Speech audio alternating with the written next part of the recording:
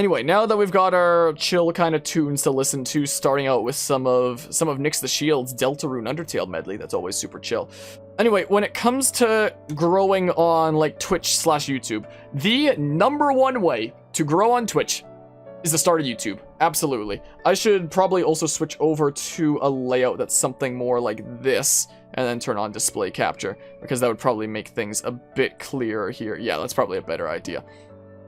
The absolute best way is to start a YouTube, because the thing about platforms like Twitch is there isn't really a lot of systems in place to help you like discover other content creators, is the thing, especially smaller content creators. Like, there's the whole recommended thing that isn't appearing here right now that, you know, can help you find some other channels, but it's usually bigger channels that appear there. It's not very often smaller kind of streamers. It's not impossible. Like, we were talking about how there was somebody that was mentioning in the chat here earlier, look at that face though, that had apparently discovered me through the recommended thing. So it's not like it's impossible, but it's not going to, you know, it's not going to be the thing that like grows your stream or anything like that. When it comes to directories for like any game, especially like the bigger games, the chances of your stream being found like somewhere amidst there, I think I have it, yeah, my most recent sorting was lowest to highest, but if I go like recommended for you, the chances of being discovered through, hey look, we were just talking about you earlier, this stream Fudo, when it comes to, you know, browsing through streams that have a lot of competition like this, you're not really going to be discovered, is the thing. There aren't really methods in place to do that. So if you want to get discovered for some sort of a game category, what do? Well, you branch out to another platform and you make quality content based on that. That's what I tried to do for Dead by Daylight for a while before I decided it wasn't my niche. But there was a time that I started making Dead by Daylight guides, was a thing. Like, for example, my palette guide here that was in depth about that kind of stuff. If anybody looks up on YouTube here, it goes Dead by Daylight palette guide, then my video is going to be the freaking second one that appears here because I tagged it well, and the first one's going to be freaking Fudo here, who we were talking about earlier in the stream. Like, if your content is searchable, then that very much helps with your chances of being discovered and being able to build a community off of something. I've kind of phased out of that being my niche nowadays. I do like video essays and such, but there was a time that I was experimenting with that kind of thing, and I still think it's cool that if you look up Dead by Daylight palette guide, it's still one of the common things that appears. I started out my YouTube channel having literally no idea what the heck I was doing with it. I basically just started archiving like Twitch VODs of things that were happening. Like, I started with my playthroughs and still archive my playthroughs to this day, where I was just like, yeah, let's just, you know, make these playlists that'll, you know, archive my streams, and that'll be a place that people can find those with my garbage quality kind of stuff. But the thing about this kind of content is, like, freaking everybody and their mother has done, like, a playthrough of Super Mario Galaxy, and at better quality in this freaking direct stream from the moon garbage quality over here. So, I wasn't sure what I was doing on YouTube for a while. Like, I still use it to this day as a place to archive my playthroughs and stuff like that in reverse chronological order. But for a while I was figuring out, you know, what is it that people like? I tried making things like Dead by Daylight guides, Fire Emblem guides for a good while, like trying it out, experimenting with it. I started doing crazy challenges that nobody else on the internet has done before to try and be unique and stand out, like my playthrough of Skyward Sword's Hero Mode Wiimote Rifle Challenge. That was physically and mentally painful, but that wasn't the key either. But then the day came that Pokemon Mystery Dungeon Rescue Team DX was announced, and I had some strong feelings on the matter. Like, I am a big fan of the Pokemon Mystery Dungeon series, and I thought that it was important that this game does well for the sake of, like, that series to hopefully continue existing and whatnot.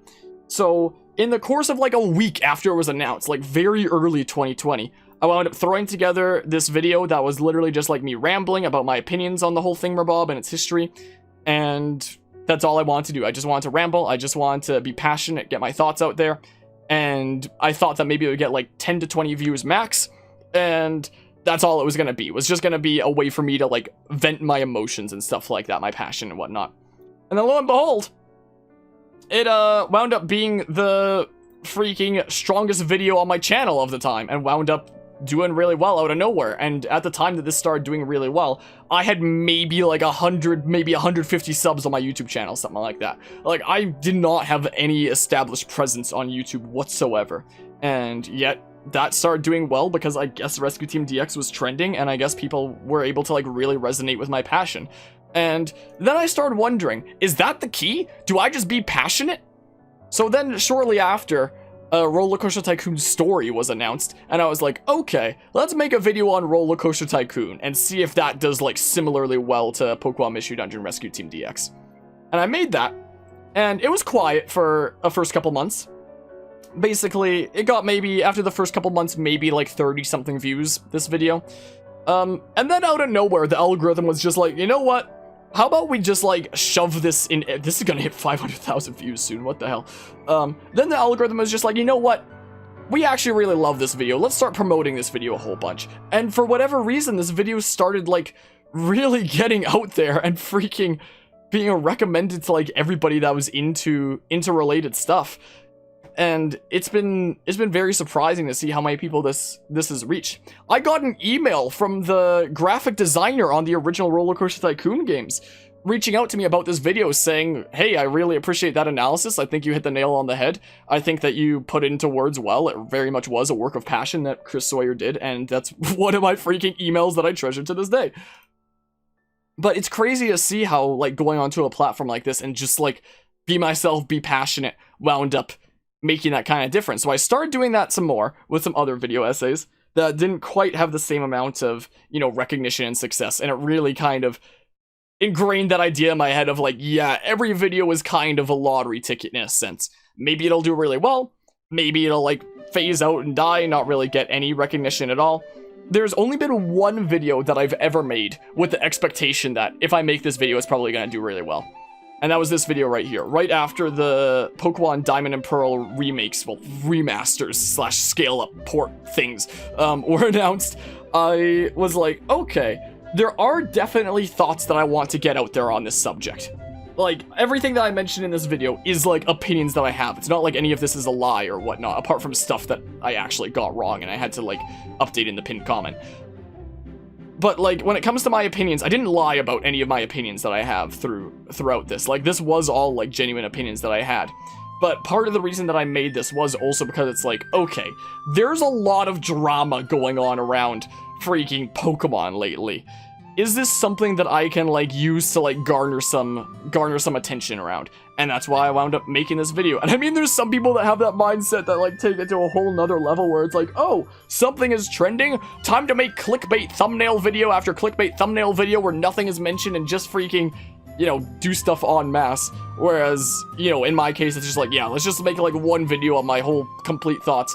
No bullshit. No freaking making stuff up like, what mega evolutions can we expect in the next Pokemon games or anything like that. And I don't plan on making any follow-up videos on the subject, unless there's, like, some major developments after the thing's released. That was a case of something where it's like, I threw that together, being like, okay, this might wind up doing well for itself because these are, like, actual opinions that I have, and this is something that's trending right now. But for the most part, most of my video essays that I make are just like, yeah, this is thoughts that I want to get out there, and see what I can do with. But for a long time, my Twitch channel just felt like it was hitting this ceiling. This ceiling where I had no idea what the heck I was doing. I had no idea how to... It's fun to go through the comments on that video per video to go what do you want to see. There's strange comments. There's some very strange comments on that. But for a very long time, I had no idea how to, like, develop this channel at all.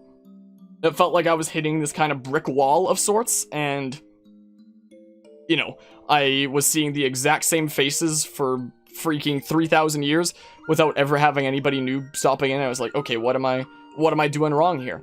But then once I started developing my YouTube here and establishing myself under a niche, like playthroughs and video essays where it's like, okay, that's clearly what this channel is about, then all of a sudden it was able to, like, garner newfound attention and a newfound audience that's been able to really take this channel to, like, the next step. There's a lot of misconceptions about ways to grow.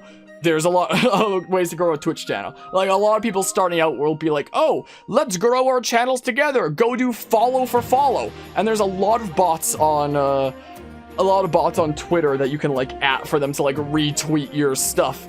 so that, you know, it can reach more streamers that are trying to do the same.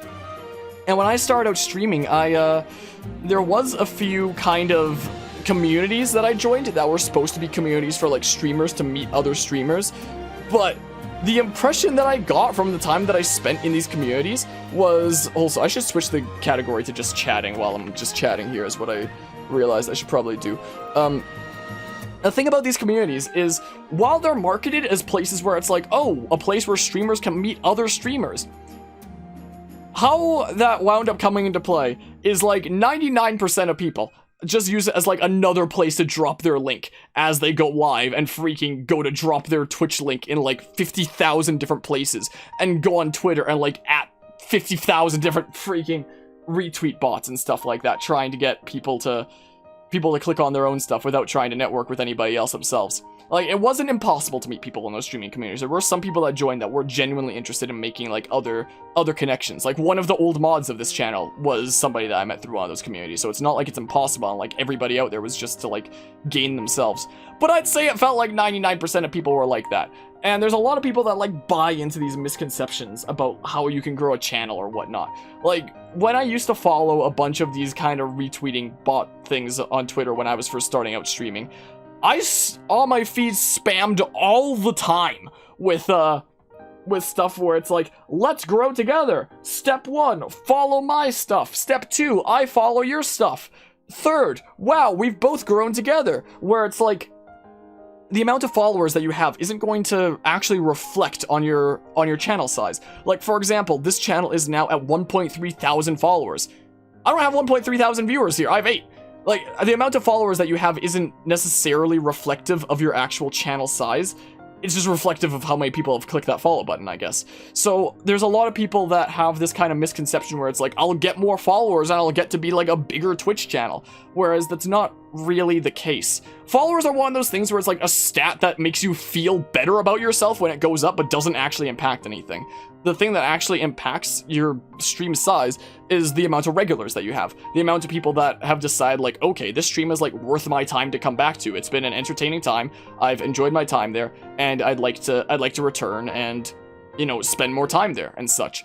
Whereas most people who follow are going to be ones where it's just like, yeah, I'll drop a follow, and then they do that, and then it's like, yeah, time to never come back to that stream ever again. Probably unfollow one day, and that's the way that it is with, like, most followers on Twitch. And that's not necessarily a bad thing. That's just the way that it is. And it's important to understand that, you know, not every single one of these numbers is going to directly impact how large you are as a streamer / as a content creator in general. Like, for example, my freaking sub count here might not be reflective of how many views I would get on a newly published video essay, for example. Because there's a lot of people that followed me or subscribed to me through, like, one particular video essay, probably one of these 3. RCT, Pokemon, or Pokemon Mystery Dungeon. One of those 3, most likely. And then never freaking check out anything else because it's not the stuff that they initially subscribed for, and that's fine. It's just the way things are. It's nothing to be upset about. But it's important to understand that, you know, the more these kinds of numbers go up, don't necessarily always mean that, you know, you are growing as a channel. So there's a lot of new streamers that see numbers like followers that I'd be lying if I said it didn't feel good to see, like, those numbers go up. Like, it feels cool to make progress and be like, whoa, those numbers are going up and I'm hitting crazy milestones and stuff like that. But there's people that let that get to them in a way that they think that by increasing that number, they're going to, like, increase, you know, the reception of their channel and increase their value of a person, is the way that I think that some people might fall down a dark tunnel of. Which is super saddening to see a lot of people kind of go down those dark thoughts. I've probably gone down those dark thoughts when I was starting out. When I was starting out, I used to, like, look at other channels of, like, friends of mine and be like, how haven't I achieved that yet? Like, I'm trying my hardest out here. What are they doing, like, so differently? Am I just, like, not worth as much? Am I, like, so much, like, less entertaining? Am I just, like, that much more shit or something like that? Like, it's really easy to, like, fall down those kinds of dark paths when you're starting a channel, and that lets a lot of people freaking start getting deluded into the ideas that if they just, like, increase their followers or something like that, that's going to be the key to growing their channels. There's also ideas like, if you get raided by like some big streamer or something like that, then that's gonna be the thing that makes it for you, and you're gonna be like a massive streamer or something like that. And just gotta wait for that day that you get a host from like Shroud or Ninja or what are other big streamer names? I don't even know. And that's gonna be the thing that makes it for you, and now you're gonna be like a big streamer. Whereas raids and hosts are most useful for like streamers to network with one another. Most people, like, if I freaking went and raided somebody right now, if I ended my stream and raided somebody on my list right now, most people here would probably just be like, yep, freaking Harmonia's done streaming, time to click off and find something else to do.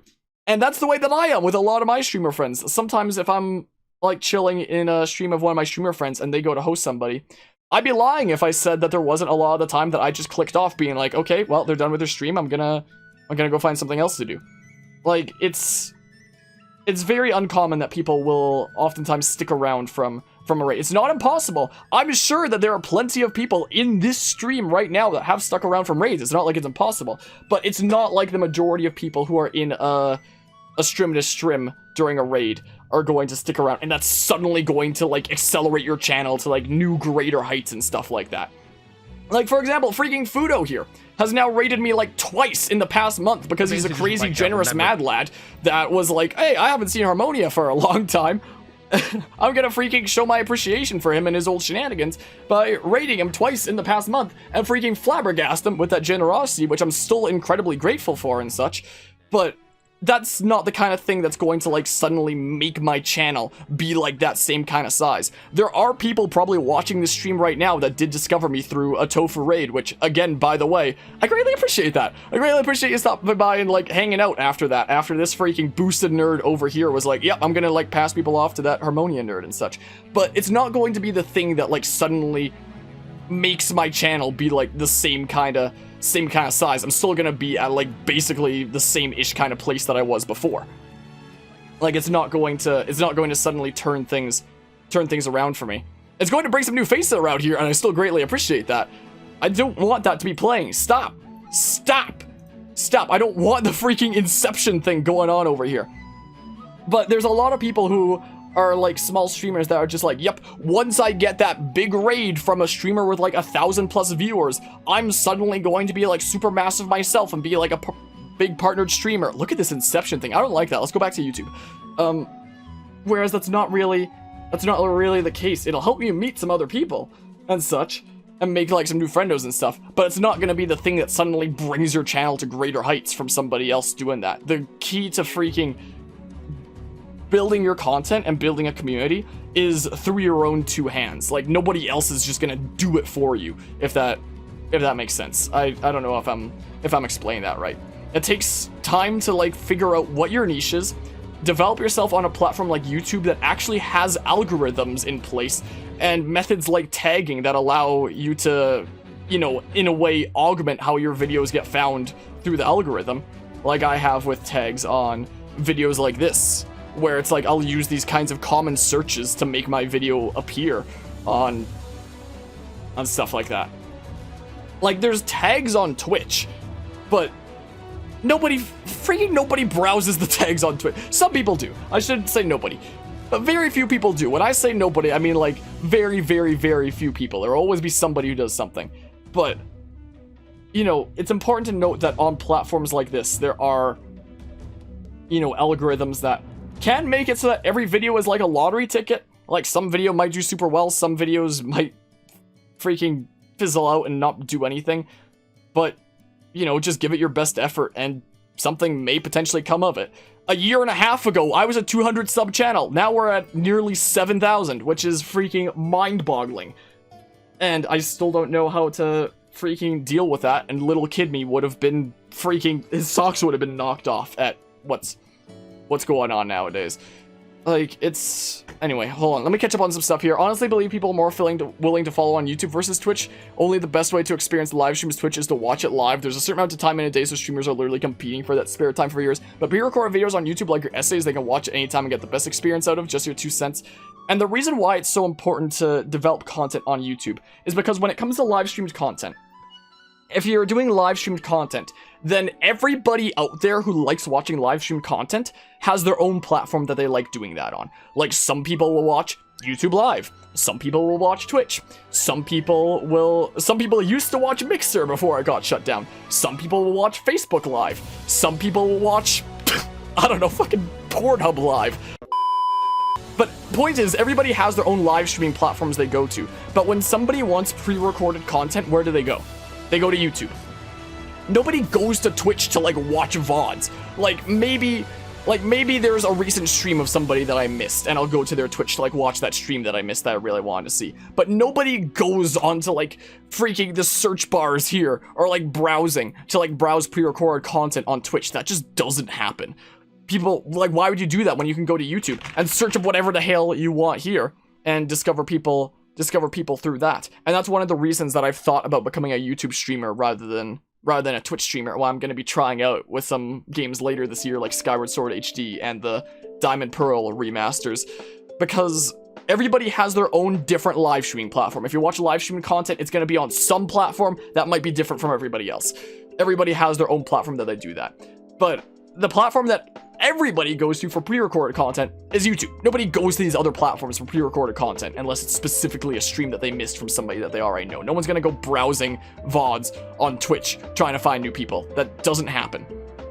So that's one of the reasons that developing a YouTube is one of the most crucial ways to develop a Twitch stream, in my humble opinion. Just because it's a platform that everybody because it's a platform that everybody shares anyway, and because there's actual algorithms in place that do actually help your video reach new audiences. Like that whole thing that so many YouTubers do, where it's like, oh, you should subscribe to me because 90% of you aren't subscribed, by the way.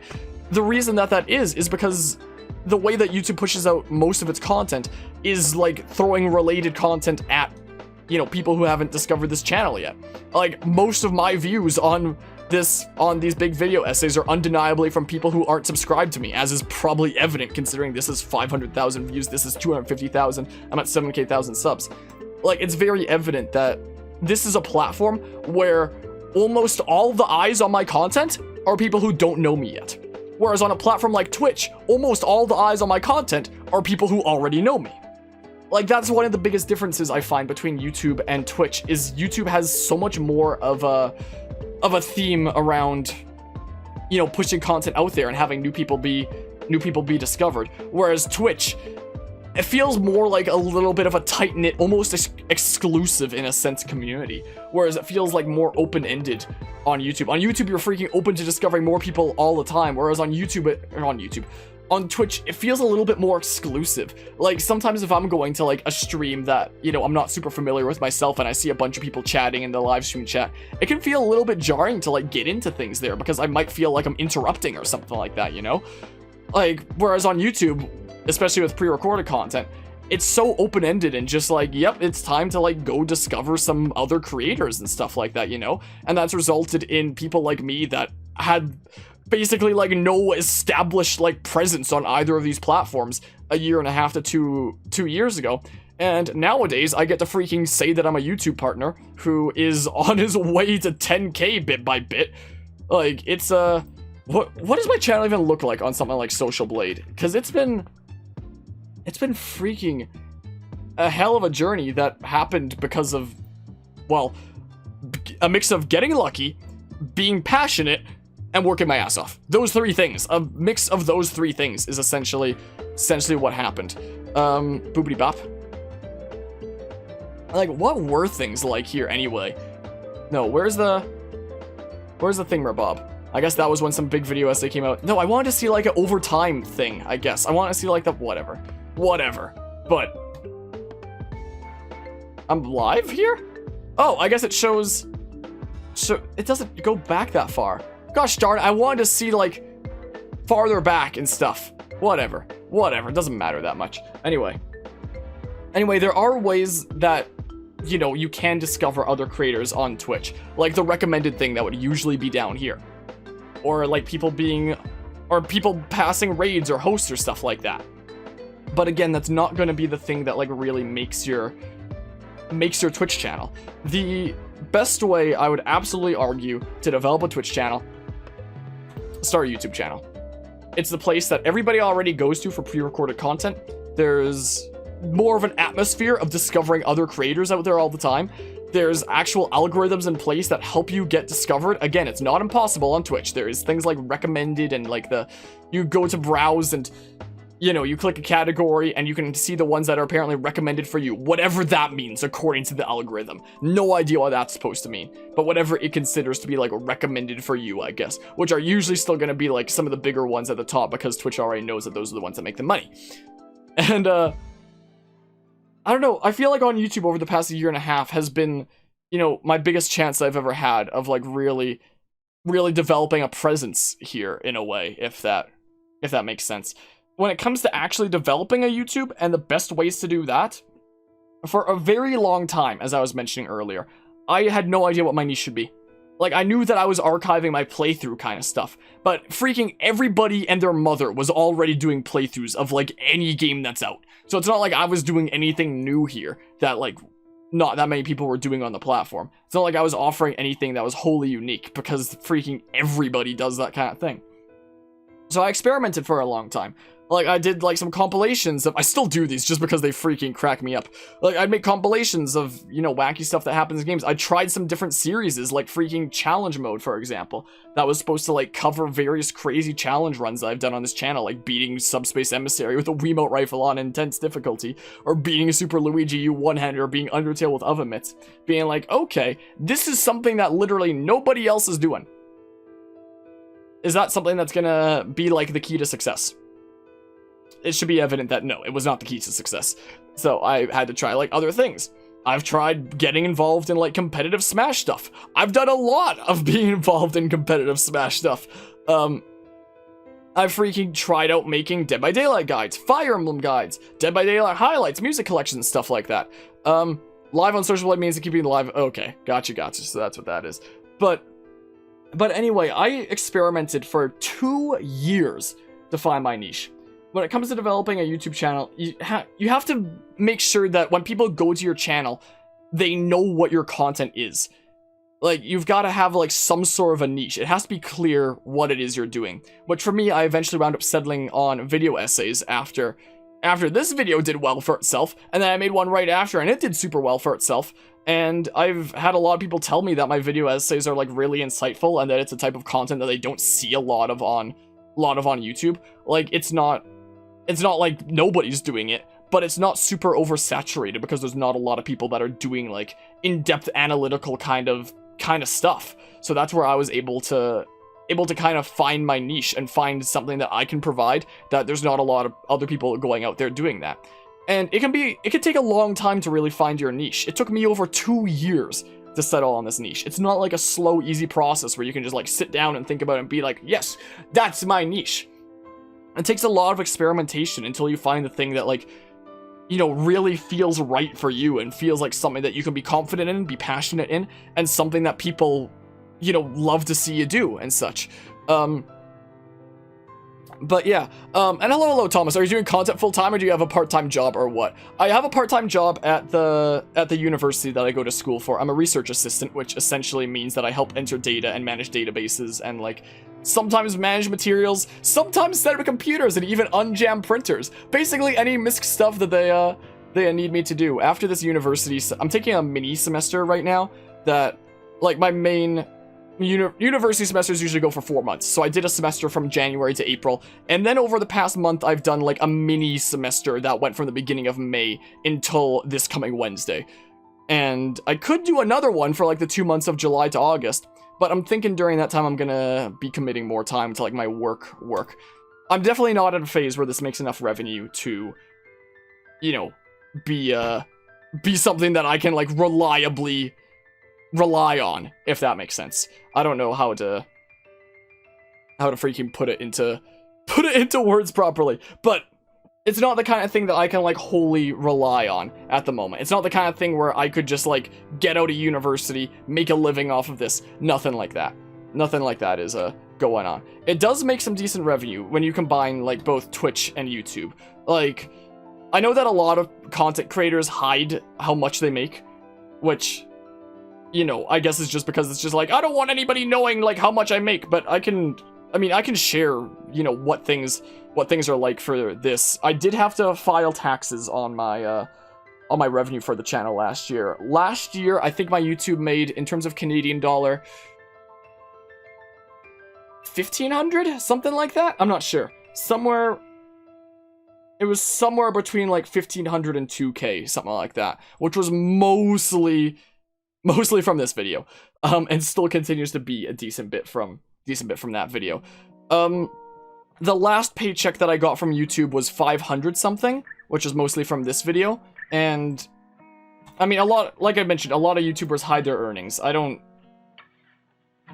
get it. It's not like it's a super big secret here. Like, okay, so the last 28 days for this channel, it seems like, are close to 600, for example, is what it's saying here. So, like, it's not like I'm a freaking small creator that's making, like, nothing. But it's not the kind of thing where I can, like, reliably, you know, depend on it and stuff like that. And this is the kind of thing where it's like, this is the revenue that I'll make when I have something that's, like, doing really well for itself. A lot of the time, that's not going to be the case. Like, hopefully I can continue making videos that wind up doing well for themselves so that more months can be like that. But, you know, it's only going to be like that when things are going, like, particularly well for themselves. An average month, once both these videos die down, an average month might be like, I don't know, maybe $100, something like that. Not anything super crazy. But I did this past year have to label, like, I did have to file under taxes for my income that I made off of the channel because it was enough that it was, you know, I guess taxable. And I think this coming year I am probably going to have to declare myself as a business with everything going on here, which is a crazy thought, and something that I never would have thought to be possible. But yeah, this is not the kind of thing that I can reliably depend on at the moment. Maybe one day, that'd be hella cool. But we'll see how it goes. And the current way that I handle revenue on the channel is I've got like my bank account, and then I've got a separate PayPal account that is basically where all the revenue that my Twitch and YouTube comes from goes into. So when I look at that account, it's like, okay, these are my funds that have come up directly from, like, doing content creation stuff. So I try to always use those to funnel it back into the channel in some way, essentially. So basically, if ever I need to, like, pick up some new game for the channel, it comes from that account. Any game that I cover on this channel is freaking paid for with, like, ad revenue stuff from things like this, which is honestly really cool.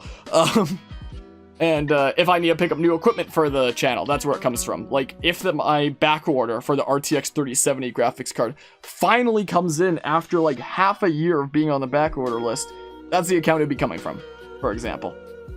And I also try to, like, use it as a way to, you know, kind of distribute it among, like, artists in the community where I can. Like, I've been commissioning stuff for thumbnails more often. This thumbnail was commissioned from somebody that I met at university. This thumbnail was commissioned through one of my longtime friendos that I met through the channel through Dead by Daylight. This one was drawn by me. The past several ones have just been kind of ones that I, like, slapped together because I guess I couldn't really find an artist, I guess. This was that Zoro was actually drawn by Anima for, like, my birthday a year ago that I slapped on there because I love that art.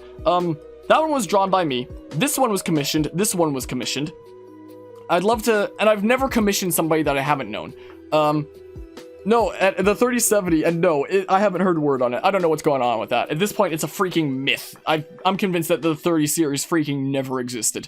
And it was all just a ruse. But anyway, I have tried to find more opportunities to, like, take the earnings from the channel and help out those around the community, all while making the content be, like, more of a reflection of the community rather than just of me.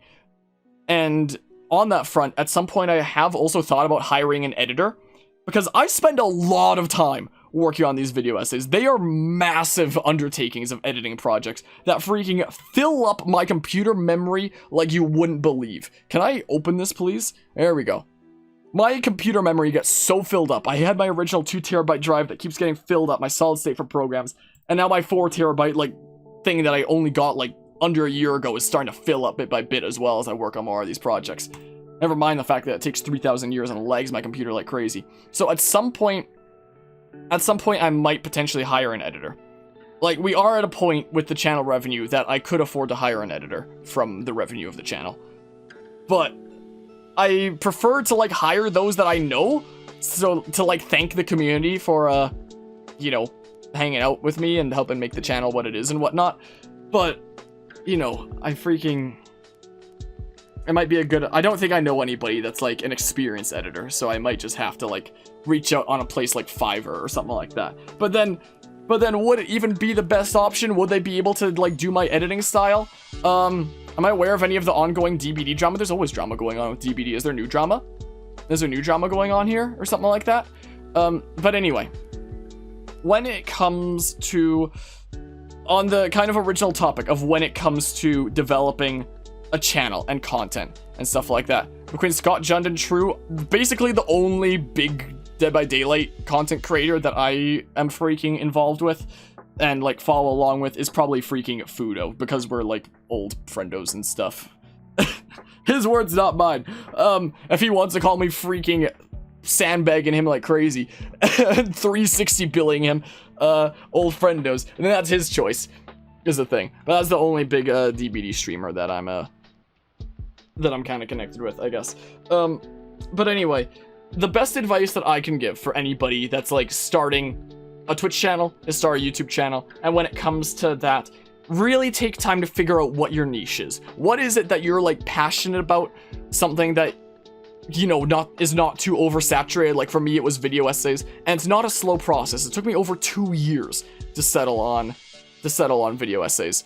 And yeah, those are the tags of this stream and a stream here. When it comes to actually developing that content, one of the biggest bits of advice that I can give, that most people, when they're talking about like how to grow a channel, don't give, and I don't know why, is to properly tag your content. A lot of people don't know how to properly tag content. A lot of big content creators don't even know how to properly tag content. How tags work, what I thought for a long time, and what a lot of people think for the longest time, was that tags are just like, oh, just put in like single word thingamabobs. Just like spam the tags bit with like single words. But the way that tags actually work is basically it'll connect those tags to like phrases that are put into the search bar. Why is this taking 3,000 years to load? There we go.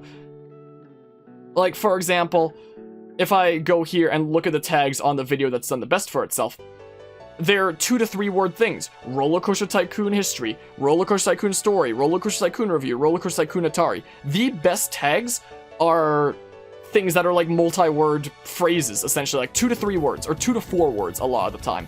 Because if you put in a bunch of single word things, like if my tags here, for example, were roller, coaster, tycoon, history, story, review, Atari, stuff like that, then those videos would only show up if somebody actually typed in the search bar those single words. Like if I had a tag of just like, I don't know, if I had roller coaster tycoon, and then somebody typed tycoon into the search bar, then hey, maybe it would show up if, you know, if somebody typed in just tycoon and one of my tags here was just tycoon. But, you know, that's probably not going to be what happens. And even if I did have tycoon as a tag, who's ever going to search up just that? And even if they did, there's going to be a bazillion other things with a bazillion views that freaking show up before you. So there's no point in doing that. But if I look up something like Roller Coaster Tycoon history, oops, dang, I did a apostrophe there, then lo and behold, whose video is the first one that shows up by a multi-word phrase? Because that's one of the tags that's here. I honestly didn't know whether that was going to be the first video that showed up, but I'm glad to see that it is. So essentially, and something else that's important to know about tagging is the ones that are at the top are the ones that have like priority, essentially.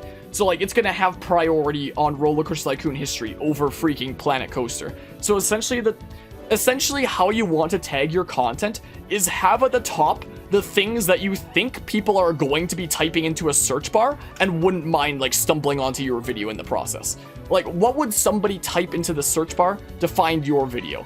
And then at the bottom is where you can do like a couple single word thingamabobs just to let the YouTube algorithm have a better idea of what your content exactly is, because the stuff towards the bottom isn't going to be as important, and it just kind of lets the algorithm know like, okay, that's what this video is about. That's going to give us the information we need to like start recommending this on people's homepages and stuff like that.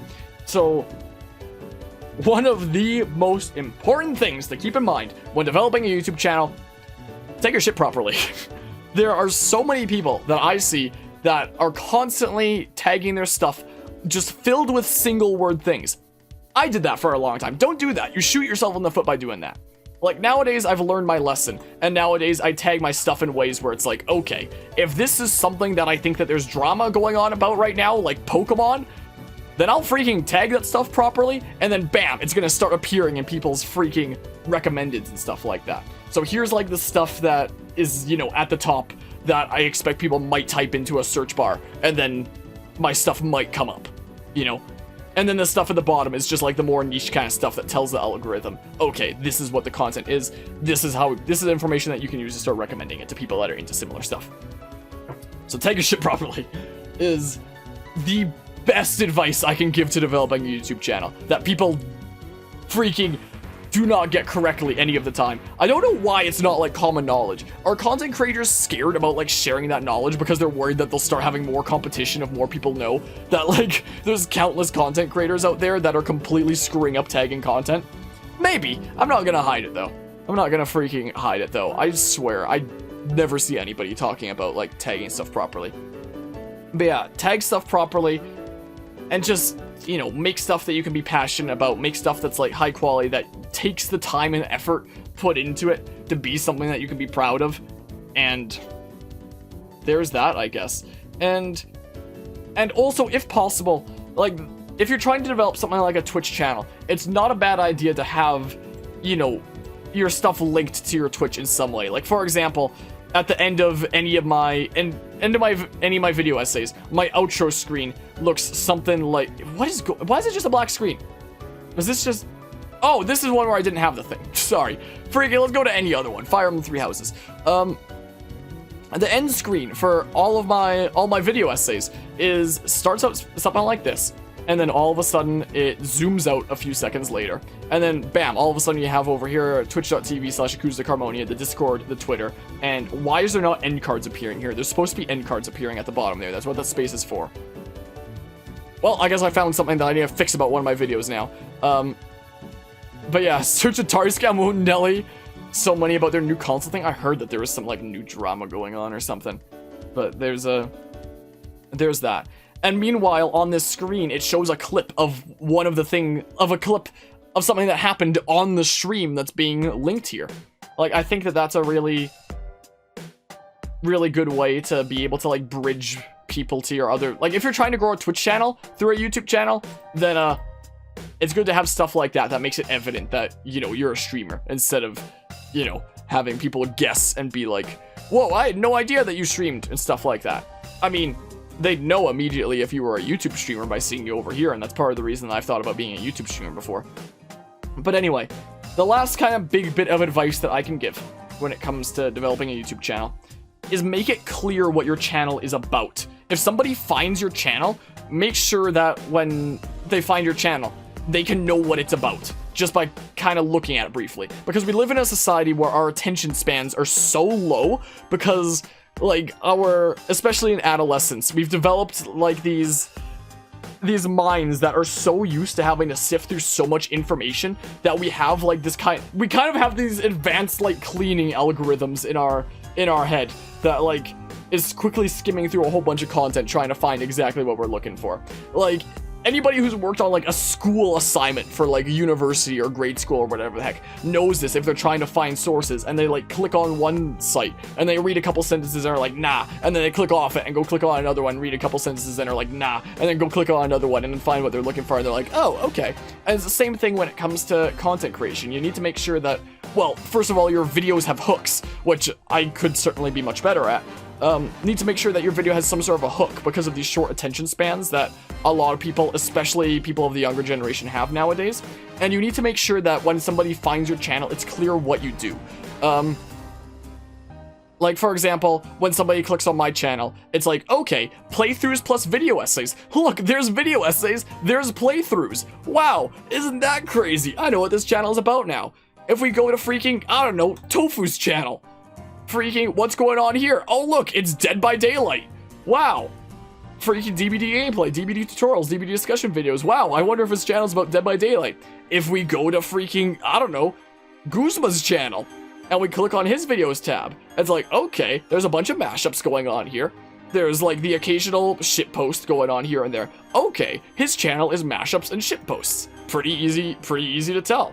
If I go to freaking, I don't know, Nuzlocke's channel, who's a super awesome dude, by the way, who's an awesome remixer I highly recommend checking out. Look at Nuzlocke, and it's like, okay, he's a remixer. He does music stuff, and he makes some really chill stuff, honestly. And this theme was freaking commissioned for me like a year ago for a series that I hope on freaking starting up here again in the near future. We shall see. But if you go to a channel and you don't understand what's going on there, the best example I like to use of this is a YouTuber kind of friend of mine. I'm Thermite.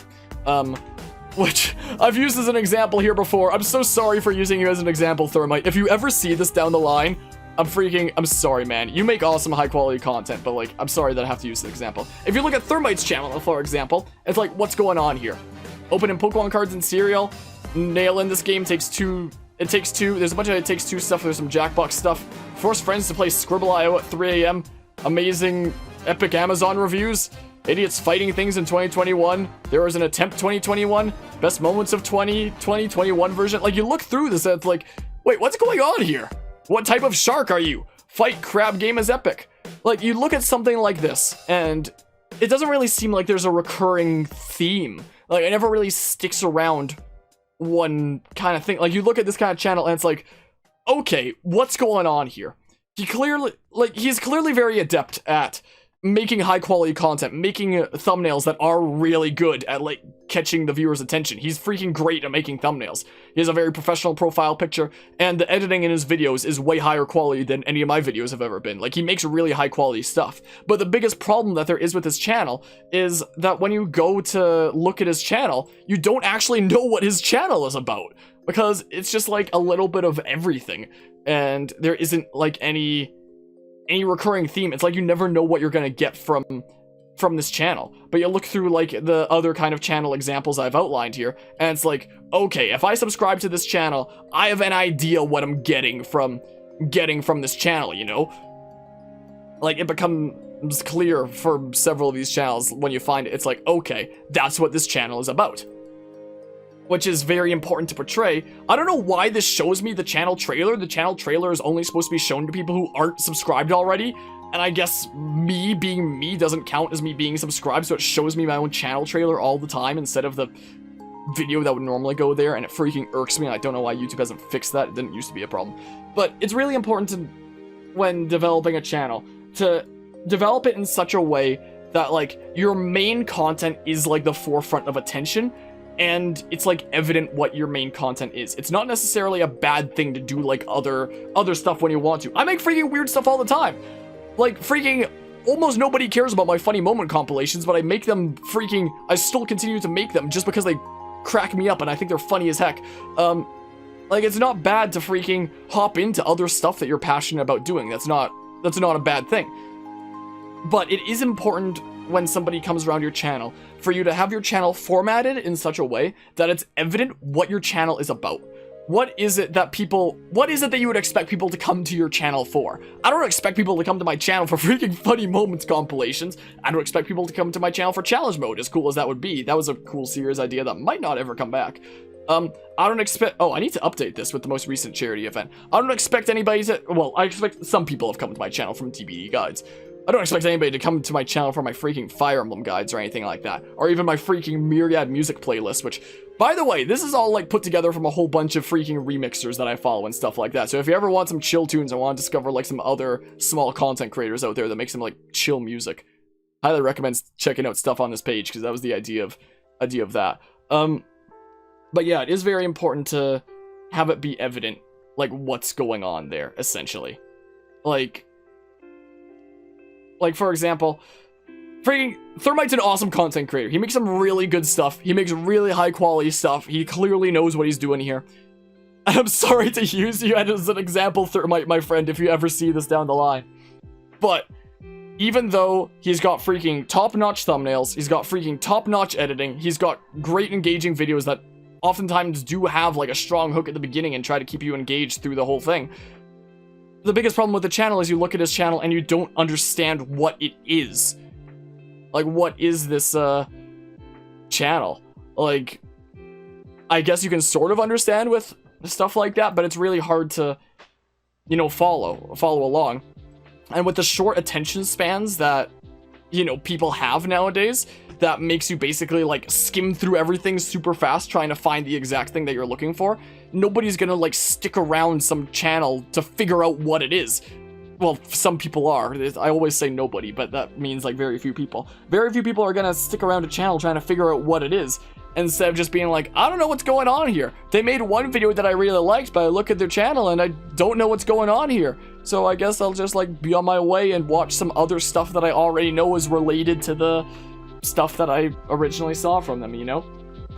So it's really important to, so all in all, if you're trying to grow a Twitch channel, I'd say it's very important to have a YouTube channel, to find a niche, something that you can be passionate about, to tag stuff properly, because that's a mistake a lot of people make it evident what your content is all about, and freaking just roll with it and see what happens from there. That's what I did. And now all of a sudden I went from having basically no established presence on platforms like YouTube at all to freaking being down this crazy road that I don't know how it freaking got to this point, but I'm hyped as heck that it's reached where it has, I guess. So that's my content creation kind of discussion. Like, for those who are determined to grow on a platform that, you know, if they're just determined to grow like on Twitch on its own, I already talked before about how, like, if you stick in something like super oversaturated, you're not really gonna grow. I think that there's only, in my opinion, there's only two key ways to grow a Twitch stream on its own without developing any other platforms like YouTube or Twitter or Instagram or anything like that. Those two ways are, one, try to be part of something as it's like really growing and taking off, which means that you might have to like basically gamble a little bit, take a little bit of a prediction to see if that's gonna become some big thing. Like back when Dead by Daylight first came out, nobody knew that that was gonna be like some massive thing that's like one of the biggest things on Twitch nowadays. And freaking Fudo here, the person who originally inspired me to get into Twitch, he wound up streaming like when this game was still very, very new, just because he moved to Canada and he didn't have a work permit yet and was like, well, I don't have anything else to do with my time, let's just freaking try out streaming and see what happens, I guess. And that's exactly what I did, or exactly what he did, sorry. And unbeknownst to him, he wound up kind of riding the bandwagon right as the game was starting to take off and become the kind of giant that it is, that has now been going on for like 5 years, where nobody expected this game to last for this long. And by being like one of those early movers that came over, he was able to, you know, cultivate a massive community and be one of the biggest Dead by Daylight streamers on the platform here, by being able to like ride that train. I've seen people ask him before, like, how did he wind up getting so big anyway? And he was just like, yeah, I was lucky. I wound up doing this at a time that it was like taking off. And like, that's something that he acknowledges, and it's something that he's tried to use to get away from Dead by Daylight as well, because, you know, he's been streaming this game for 5 years now, and I don't fault him for being very tired with it a lot of the time. There was a time about 2 years ago that he tried out doing Darwin Project instead, because people thought that that might be the next big Battle Royale game, for example. It was a 10-person Battle Royale game, and he basically put down Dead by Daylight and was like, yep, I'm a full-time Darwin Project streamer now. And it really hurt his viewership and revenue, but it was a risk that he was taking because he thought that maybe Darwin Project would be the next big thing, and that maybe he would and that if it became the next big thing, he would maybe be able to be one of the biggest Darwin Project streamers by being part of it as it was taking off. But, you know, 2 months of doing that, and the game started dying, and it seemed like the developers were making updates that people didn't really like, and I don't know if what is Darwin Project freaking looking like nowadays? Darwin Project, does anybody stream that game anymore? One person live right now, one viewer on Darwin Project. Yeah, 181,000 followers of this category from when people thought that it was gonna like take off and be the next big thing. Yeah, that's certainly reflective of the streams that are going on in it right now, isn't it? But anyway, how he wound up growing to be very big on Dead by Daylight was riding that train, that bandwagon, when it was like taking off, before anybody knew that it was going to be like a massive game. And he tried to do the same for Darwin Project, which wound up being an incorrect gamble. It wound up not working out, and he had to wind up coming back to Dead by Daylight, which is what he's been doing until until today. But if you do manage to get yourself established as like one of the regular streamers in a game that doesn't have a lot of streamers yet and is still like growing, and then that game winds up becoming like a super big game on the category, then you can absolutely ride that bandwagon, like, to be one of the main streamers of that category. That's absolutely something that you can do. But, you know, it involves taking a bit of a gamble, since you have to literally estimate, is this game gonna become the next big thing? And there's no way to know that unless you're a freaking weird time traveler or something like that. So, you can call it getting lucky, you can call it making good predictions, but that's one way that you can grow on Twitch without, you know, branching out to other platforms like YouTube. And I mean, he initially got established through like riding the Dead by Daylight bandwagon as it started taking off, but freaking making a YouTube from there certainly did not hurt his odds either. It was a very smart play to do to bring in a newfound audience that wound up bringing his channel to even greater heights. So even for those who are determined to like develop a Twitch, like purely through Twitch, and do wind up getting down that road, make a YouTube anyway. It's only going to benefit you, you know? So there's that. But yeah, also need a stream game that isn't super saturated by streamers, needs a lot of viewers but not too many streamers. Well, I mean, in a case like Dead by Daylight, if you're riding the bandwagon as it's starting to take off, then you need to get in on it before it gets too saturated.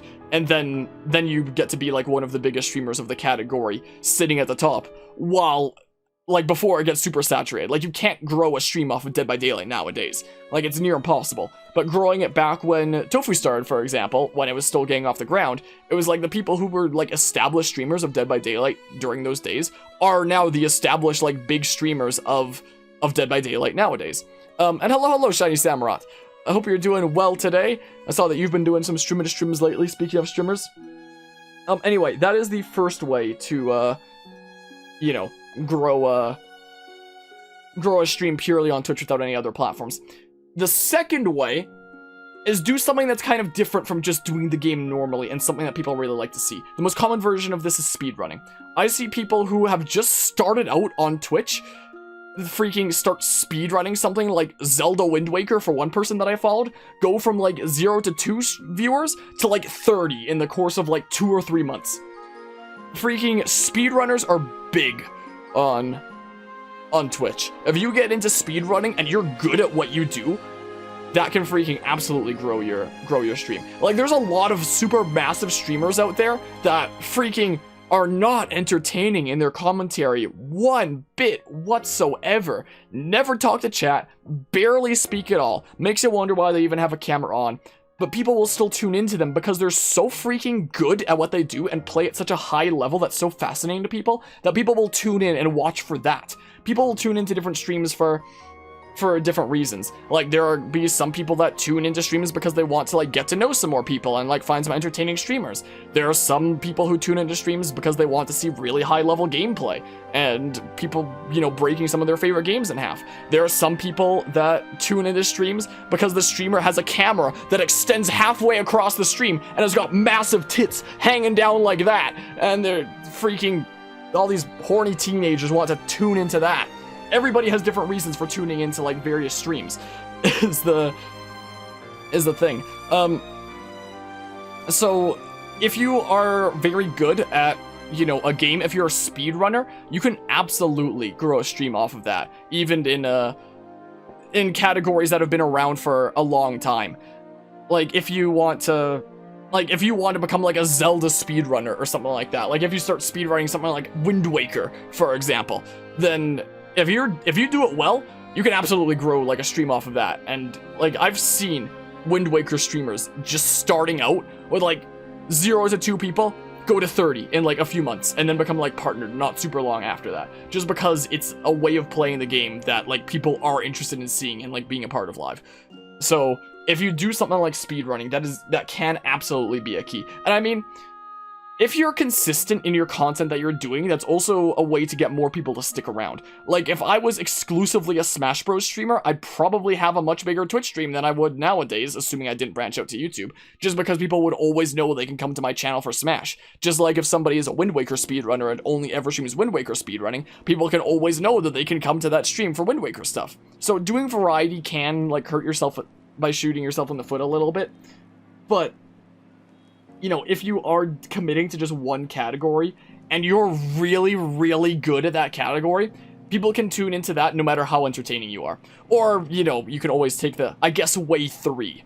You can, way 3, you can grow a Twitch stream. Be an attractive chick, wear super low-hanging stuff, freaking make your camera take up like half the screen, make like a whiteboard of donations, get a hot tub, start streaming in that. Man, it's like you go to Twitch and it's like, man, I wonder if there's some video game streams in there. I sure hope so. Anyway, there's that. Anyway, I know that I missed a lot of stuff in chat earlier that I'll catch up on. Let's see here. Liking watching Twitch streams on Twitch more since YouTube Live almost feels like it's hella hidden. Also, notification on YouTube is hella wonky, like you get notified of Twitch streams, but YouTube, you need to have Discord notify you or be on YouTube at the exact right time. Yeah, I feel like because, as I mentioned before, YouTube is the platform that everybody shares for their pre-recorded content anyway. If YouTube actually committed to making its live streaming service like flushed out and like a mainstream kind of part of YouTube culture, YouTube Live could absolutely kill the other live streaming platforms, because this is a platform that everybody else is on anyway. Like, freaking everybody on Twitch is also on YouTube, but not everybody on YouTube is also on Twitch. YouTube Live could absolutely kill Twitch as a platform altogether if they actually committed to making it like a mainstay part of their platform, instead of like this weird niche thing that like barely anybody does and like doesn't have a lot of features. They've been adding more things recently. Like if we tune into like a stream of like, I don't know, freaking DJ Cutman here, for example. Where is it? Did they take it away? I saw that they added like a clip button here recently. Did they take it away as quickly as they implemented it? Just like the freaking like-dislike button change that I liked so much that was only around for a couple hours. I know that they added like some clip it button recently. But is it gone now? And welcome back, Guzma. Smaller jumps are probably fine as well, like going from Wind Waker speedruns to Ocarina of Time speedruns. Yeah, and I mean, in cases like my channel, where I'm doing like mostly Nintendo content, it's like most people who are going to be like into Pokemon might be into like Mario as well. Or freaking, you know, stuff like that. Like, I do some stuff that's, like, out there and different here and there. But, you know, somebody who's, like, really into Pokemon might also have, like, an interest in, I don't know, Miitopia. Or maybe Fire Emblem. I don't know. Other Nintendo-related stuff. So, like, I'm variety, but, like, not as variety as some, I guess, if that makes sense. I don't know. But, yeah, that's basically... that's basically how to grow Twitch streams and stuff like that. As I was mentioning at the beginning of this whole discussion, there's a lot of misconceptions about ways to, like, grow a Twitch stream. Just like, oh yeah, just hop into categories that aren't too oversaturated and you'll become, like, a big streamer in no time. Just get follows from a bazillion people, do, like, follow for follow bots or sub for sub bots or whatever the hell, and you'll get there in no time. Oh, just wait for the day that you get, like, a freaking raid from 1,000+ person stream, and then you're gonna be a big streamer yourself. And... like, these are all, like, completely false misconceptions that freaking keep people in these kind of loops of constantly trying to do what they think is their big chance, when it just turns out to be things that shoot themselves in the foot, if that makes sense. But yeah, that's my kind of growing content creation channel business thing discussion, I guess. I mean, there's also, like, smaller niche stuff I could always talk about, like doing proper encoding settings on OBS and yada yada, but that's, like, that's not too important for the sake of this discussion. I have thought before about making a video essay on basically everything I've discussed here, like how to grow a Twitch/YouTube channel, but, you know, yeah, those reasons would definitely not get a small stream and a streamer up there. Anyway, that's the YouTube/Twitch growth discussion thingamabob that, who knows, I might wind up highlighting this and just putting it onto YouTube as a kind of discussion thing. Maybe I should start doing podcasts, and this could be the first one. I've thought about doing podcasts before. Maybe this can be the first one. This could be the first podcast that we do on the channel, the first Acoustic Harmonia podcast. Upload it as that. There's an idea. I'll consider it. I'll consider doing that. So, you know, anybody listening to this right now, appreciate you hanging around for my rambling. Hope you learned something. Anybody that might be listening to this after the fact, because I'll probably wind up doing something with this whole rambling that I did. Who knows, maybe it'll become a freaking podcast for the channel. I hope you learned something and that you enjoyed, and that this, if you're trying to develop a channel yourself, that, you know, it may have helped you. It's also worth mentioning, in the Discord server, we do have channels that are literally titled thing. Ignore the fact that freaking I recently posted this. But we do literally have channels that are titled things like Twitch help, YouTube help, Discord help, that are all like intended for, you know, people to come in if they have like questions about content creation stuff, like, oh, what kind of editing thing should I do for this? How should I develop this thumbnail? What kind of encoding settings should I use for my stream? What kind of tags should I use for my YouTube videos? How do I make a good Discord server for my community? Stuff like that. And I'm always down to like answer questions that people have in here. If anybody like seeing this ever wants to, you know, ask some questions about content creation stuff or get like some insight from some nerds here, then, you know, I'm always trying to be on top of like any questions asked in any of these channels if I'm around. And we've also got plenty of other nerd friendos that like to help out with that as well. Plenty of other content creator friendos around here that also answer questions and yada yada. So just know, anybody watching this, that we do try to make this community a place where, you know, we help other content creators, you know, find the answers that they're looking for, make a presence for themselves, and all that fun stuff. So, you know, don't be a stranger. Don't be a stranger if you're ever looking for advice or anything. I don't know. I can't words. This is what happens when I ramble and I don't have like a script or anything like that. So, you know. Oh, one last thing I could have mentioned. We were talking about like revenue earlier. And I was talking about how I use all the revenue from the channel to like cycle it back into the channel. That is something else I should have mentioned. Do that. One of the best ways to like develop a channel is like, it can be really exciting when you get a paycheck from like a channel and is like, whoa, I just got like this paycheck from this channel that I made. Isn't that so cool? Time to go to the store and like spend it. Or for someone like me, like a university student, it can be really easy to like look at the paychecks that I make from like YouTube or Twitch and be like, great, now I can pay for my classes better, you know? And I mean, if you're in like a financially tough situation or like in like a lot of student debt or something like that, it probably is a good idea to, you know, be using that for stuff that you do need. But if you're just gonna like, you know, impulse buy things that you don't need, then how did I accidentally open Edge? Gross.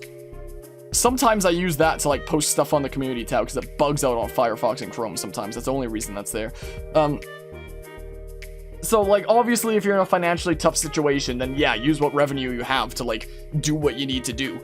But otherwise, if you're sitting in a financially comfortable kind of position, like, for myself, I don't have any student loan debt, and if I manage to keep getting, like, some good work hours in each summer, I should be able to make it through the rest of university that I have without having to take out any student loans. Like, it's not like I'm freaking rich or anything like that, but I'm in a position where, you know, I don't have to worry about like being short on cash, I guess. Like, I don't have to worry about not being able to provide for myself, essentially. So if you're in a financially secure position and you don't desperately need the income that you make off of like a channel like right this instant, then as exciting as it can be to get a paycheck from something that you made and be like, wow, that's crazy, I'm gonna go out and like buy like something that I always wanted that has nothing to do with my channel. Don't do that. Reinvest into your channel. The best way to use your funds for a channel is to reinvest what you make. That's what I've tried to do with, you know, commissioning people for you know, thumbnails and stuff like that. The freaking lights in this room, those lights are on the outside, the lights in the back, this microphone, this mic stand, this pop filter, these two cameras, those were all purchased with revenue that was made through this channel. This capture card that I'm actually not using right now because we're not streaming a capture card game. This light that's there, which is the most stupidly expensive light that I've ever considered picking up. This thing was like 150 Canadian. What the hell? Like, it's a hella good light, but my goodness, I never want to buy a light that expensive. I never would have bought that out of my own pocket because Jeebus. Freaking professional lighting is not cheap. but like use that to reinvest into your channel to make your content better. Like for example, the next thing that I'm gonna be picking, the next kind of big ticket item that I'm gonna be picking up for this channel once I finally get off the back order list for it, as I mentioned before, is an RTX 3070. So I can start like making my videos making my streams and my playthrough stuff at even higher quality. So I can start running a freaking dual PC setup when we get Minecraft underway by taking my current graphics card from that computer out of that computer and into this computer over here, which is currently sitting doing nothing apart from being my leg rest a lot of the time, and being able to make some new content like because of that. I would say that it's extremely overpriced just for a lamp light. That's because I can do this. That's because I can control it with my computer. You want to see me get flashbanged? But that didn't. There we go. Because it's adjustable through Wi-Fi. Is why. I can do that. I can adjust the temperature on it. Whoa! Whoa! I'm doing this all on my computer. It connects through Wi-Fi. So that's the reason why it's so expensive. It's meant for like streamers to have for that kind of thing. So I can control it through my computer like that. I can control it through my phone. When I go to bed for the night, I leave this light on. And then when I've actually crawled into bed and set my alarm on my phone, I turn it off like that is the thing. And then like the light's off in here. And then when I get up in the morning and like my phone wakes me up with my alarm, I'm freaking like stretch a little bit. I grab my phone and I immediately open this app and I hit that button and then the light turns on. I missed it, didn't I? Bam. And then the light turns on and then all of a sudden we've got light in here. I wish I could do this. I used to be able to do the same for like the room lights here. They start bugging out and not, never mind, they work again. Never mind, I can control this with my phone again. Didn't know when that happened. There was a while that it wasn't working. I'm glad that's working again. So yeah, these lights were cheap.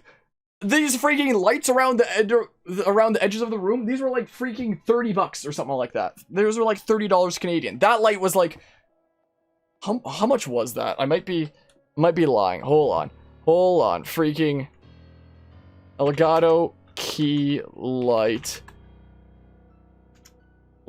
air. I never would have bought a light this expensive out of my own. Okay, 180 Canadian is what they are. And the full key lights are like 300. My goodness gracious. I have thought before about getting a second key light and putting it there so there's like illumination from both these ways. But like, that's too bright, isn't it? I mean, it's also because there's like white light from, yeah. I might turn down the brightness of that like a smidge. It's at 10% right now. I'm going to turn it down to like 9? 8? Alright, 8 seems pretty alright. 8 seems pretty alrighty.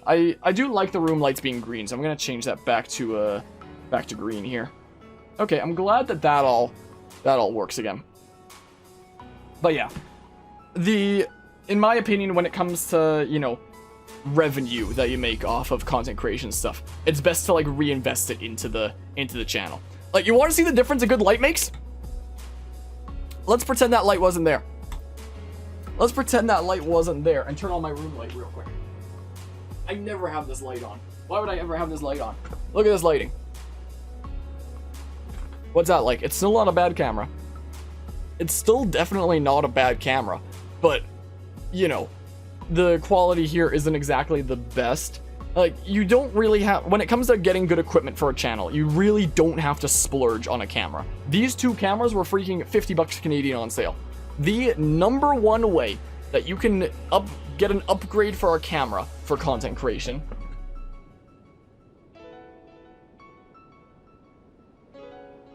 is buy a light. The number one way that you can upgrade your camera is buy a light. You don't have to replace the camera with something like super duper overpriced fancy schmancy. Just buy a light.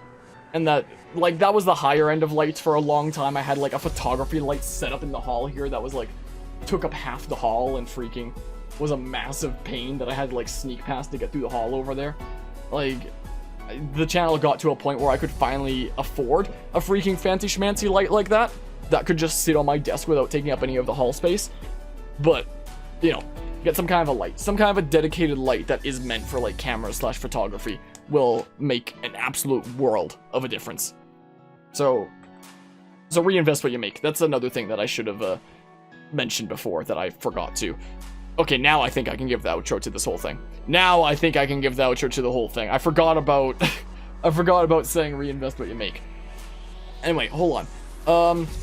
But yeah, wasn't there the other 2-hour one from the Vesperia stream as well? There was indeed the freaking discussion that we had during Tales of Vesperia. That was the the same kind of thing. I just call it the YouTube growth discussion.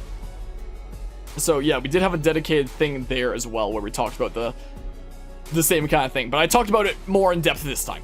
This time was more in depth, more detailed. Stop playing my trailer back to me. I've seen it a bazillion times. YouTube is starting to annoy me. My goodness. Talking to you about that back in late December, but you're still waiting to get a notification to let you know when they have one cheap for you to buy. What, freaking the RTX 3070? It's not about waiting for one cheap for me to buy. It's just waiting for one that I get at freaking market price from the place I got it for a back order there. With the chip shortage happening, it may take even longer to get a 3070. Yeah. I mean, I just want to get it in at least before the Minecraft update comes all the way out. I know that there's like the smaller bit of the update coming out soon. I think the later part is coming out in December-ish. So as long as I get it before then, so that we can start doing Minecraft on this this channel, is the thing.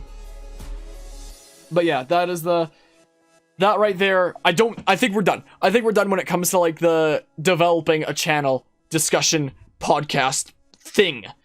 I think that I'll probably wind up putting on YouTube. Maybe I will start doing a podcast, and maybe this will be episode 1. We shall see. Okay, coming out on the 8th, so it is super soon. Yeah, I think this, I have thought about starting a podcast for a while. Maybe this will be a good opportunity to start. Maybe. I wouldn't mind. I certainly would not mind. So, yeah, thanks all who freaking tuned in and listened to this, and now we're gonna switch things up.